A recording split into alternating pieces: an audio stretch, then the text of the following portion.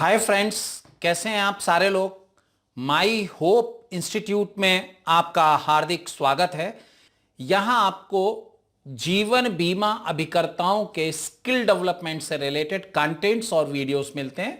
Tools भी available हैं जो आपके व्यवसाय को आगे बढ़ाने में सहायक होते हैं। माई होप इंस्टीट्यूट ने एक लक्ष्य लिया है, वो है 1 लाख जीवन बीमा एजेंट्स की इनकम को डबल करने का लक्ष्य। और यह लक्ष्य आप लोगों की मदद की वजह से सुनिश्चित पूरा होगा।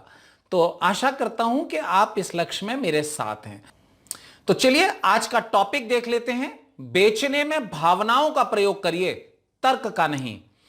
सेल्स के बारे में एक बात कही जाती है कि इमोशन से ज्यादा अच्छा बिकता है, तर्क से कम बिकता है। और खास तौर से अगर बात जीवन बीमा की हो, राइट, तो फिर तो मान लीजिए कि तर्क काम नहीं आएगा, इमोशन काम आएगा। तो देखते हैं कि जीवन बीमा को इमोशन का इस्तेमाल करके कैसे इस्तेमाल किया जाता है और कैसे अपनी सेल्स को बढ़ाने में इमोशन का क्या रोल है।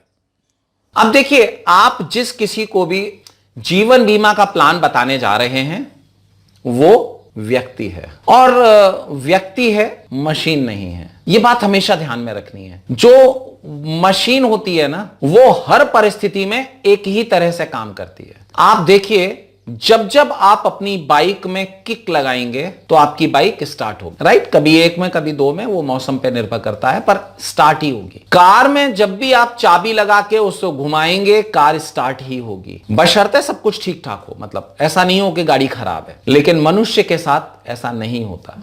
मनुष्य को आप एक ही बात अगर अलग अलग समय पे बोलेंगे तो उसकी प्रतिक्रिया अलग अलग होगी, क्योंकि मनुष्य में भावनाएं होती हैं जो कि मशीन के अंदर नहीं होती। तो जब भी आप अपने किसी भी प्लान की प्रेजेंटेशन किसी भी ग्राहक को दें, थोड़ा भावनाएं डालें। और वैसे भी जीवन बीमा के बारे में एक बात कही जाती है, जीवन बीमा दिमाग से 1.5 फुट नीचे यानी दिल से बिकता है, लॉजिक से नहीं बिकता, इमोशन से बिकता है। तो जब हम इमोशन की बात करते हैं तो इमोशन हमारी प्रेजेंटेशन के अंदर होने चाहिए। इमोशन ही है जो मनुष्य को मशीनों से अलग कर देता है, राइट। तो इस इमोशन को आपको एनकैश करना है। हम जब भी किसी को प्लान बताएं तो उसमें छोटे छोटे से इमोशनल सेंटेंस डाल दें। जैसे मैं अब आपको एग्जांपल बताता हूं। सर, मैं जानता हूं कि आप अपने कारोबार में, अगर कोई व्यक्ति बिजनेसमैन है तो, या अपने जॉब में अगर आपका क्लाइंट जॉब में है तो, इतनी मेहनत करते हैं ताकि आपका परिवार सुरक्षित और संपन्नता की ओर जाए। इमोशन है। और मैं जानता हूं सर कि आप इससे किसी तरह का कोई कॉम्प्रोमाइज नहीं कर सकते। इमोशन है। सर, मैं जानता हूं कि आपने अपनी आय का एक बड़ा हिस्सा बचत के रूप में सेव किया है, इन्वेस्ट किया है, ताकि भविष्य में आपके परिवार को किसी भी तरह की कोई आर्थिक दिक्कत का सामना ना करना पड़े। इमोशनल सेंटेंस है। सर, मैं बहुत सारे ग्राहकों से मिला हूं, पर बचत के प्रति आपका जो रवैया है, आपकी जो अप्रोच है, यह कम ही लोगों में देखने को मिलती है। इमोशनल सेंटेंस है। तो आप जो भी प्लान उसको बता रहे हैं, ये मैंने वो कॉमन सेंटेंसेस बताए जो लगभग आप हर प्लान के साथ बता सकते हैं। आप प्लान के हिसाब से इसे यूज कर सकते हैं। एक आखिरी चीज और आपको बताता हूं, आप जब भी किसी प्लान को बताएं, तो मैं अपने वीडियोस में कई बार, अपने कोर्सेस में कई बार बता चुका हूं कि पेपर पेन अप्रोच करिए। पेपर पेन अप्रोच का मतलब है कि कागज पर लिख लिख के बताइए, लिख लिख के बताइए, लिख लिख के बताइए, डायग्राम बनाइए, लिखिए, क्योंकि जो दिखता है वो बिकता है। ये बहुत पुराना फॉर्मूला, जो दिखता है वो बिकता है। अब कुछ अभिकर्ता साथी क्या करते हैं, एक लाइन खींच देंगे और बस बोलते जाएंगे, उस पेपर पे कहीं पर भी पेन नहीं चलाते।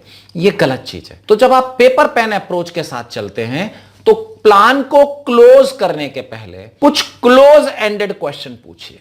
सर, अगर आपको समाज और परिवार, इनमें से किसी एक को चुनना हो तो आप किसे चुनेंगे? यहां गौरतलब बात यह है कि जो आंसर आपको चाहिए उसे बाद में रखिए। परिवार को चुनेंगे, यह आपको सुनना है, तो परिवार बाद में रखिए, समाज पहले रखिए। समाज और परिवार में से किसे चुनेंगे? और परिवार पे जोर दीजिए। मैं दोबारा बोल रहा हूं, ध्यान से सुनिएगा। तो सर, अगर आपको समाज और परिवार में से अगर किसी एक को चुनना हो तो आप किसे चुनेंगे? तो मैंने परिवार बाद में बोला और उस पर जोर दिया। इससे संभावना है कि 87% लोग, 87% लोग आपका बाद का ऑप्शन चुनेंगे, और वैसे भी कोई भी व्यक्ति समाज और परिवार में से परिवार को चुनेगा। तो सर ये जो अब अगला सेंटेंस इमोशनल सेंटेंस था ना, परिवार, तो सर आप अपने इस परिवार की सुरक्षा को नजरअंदाज कर सकते हैं या बढ़ाना चाहेंगे। गौर करिए, आप अपने इस परिवार की सुरक्षा को नजरअंदाज करना चाहते हैं या बढ़ाना चाहेंगे। गौर किया आपने,